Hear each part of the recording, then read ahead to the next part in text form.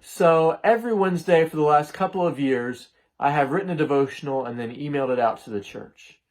And because I've done this every Wednesday for the last couple of years, this has become something of a habit in my life. It's simply second nature. I don't even really have to think about it because it's part of my routine. And now that I'm adding these little video devotionals to the mix on Tuesdays and Thursdays, this is probably going to become a habit in my life. I won't even have to consider that every Tuesday, Wednesday, Thursday I'm doing this because I'm used to doing it every single week. And this speaks to the power of habit in our lives, because the habits that we have actually hold an amazing amount of power in how we live. And neuroscience has actually done a lot of research on this. Neuroscientists have looked at how we all have these behaviors and these things that we perform over and over again in our lives, and they become so deeply ingrained that we don't even think about them. We're not even aware of them. But at a subconscious level, they affect everything we do. They constantly affect our behavior, and we're not even aware of it. And this has a lot of implications for different aspects of our lives. You know, we could even think about something like addiction.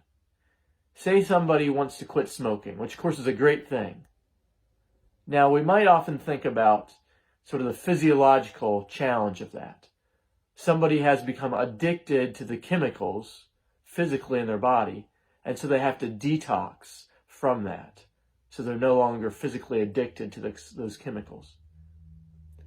But the thing is that it's also not just physiological, but it's also neurological, because smoking every day, the same time, the same intervals, it begins to rewire someone's brain.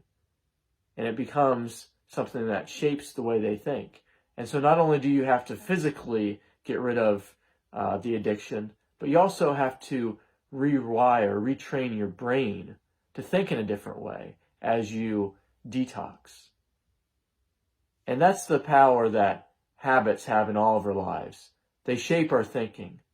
They mold us and affect us, the way that we behave and the way that we live. And this has implications also for our spiritual lives as well. Because as we are people of faith and live out our faith, all the habits that we have affect the way that we do that. And I think part of becoming a Christian is learning the habits of faith. Things like worshiping, praying, tithing, serving, caring for others, forgiving, confessing our sins. These are habits that we practice that begin to shape us and mold us and change who we are. And that's why we can't just willy-nilly pick and choose when we're going to do things like this. We can't just say, I think maybe this week I feel like going to worship. Or, if I get around to it next week, maybe I can spend some time in prayer. No, those things don't actually change us. If we just do them every once in a while, there's something we do, but they don't change our behavior and how we live our lives. See, the power of routinely doing things consistently over and over again is they actually begin to change who we are and the way that we actually live our daily lives. That's what we need. That's why we need to actually practice these habits so that God can change us into the people that we become. I think that's why the Apostle Paul says that we're supposed to take off the old self and put on the new. It's about becoming a new person. And part of that is about learning these habits of faith. And so I encourage you to think about your habits of faith. What are the habits that have shaped you in terms of your faith? And what are the habits that perhaps you need to continue to learn to grow in, that God needs to use in your life to help shape, mold you to become the person that He wants you to become?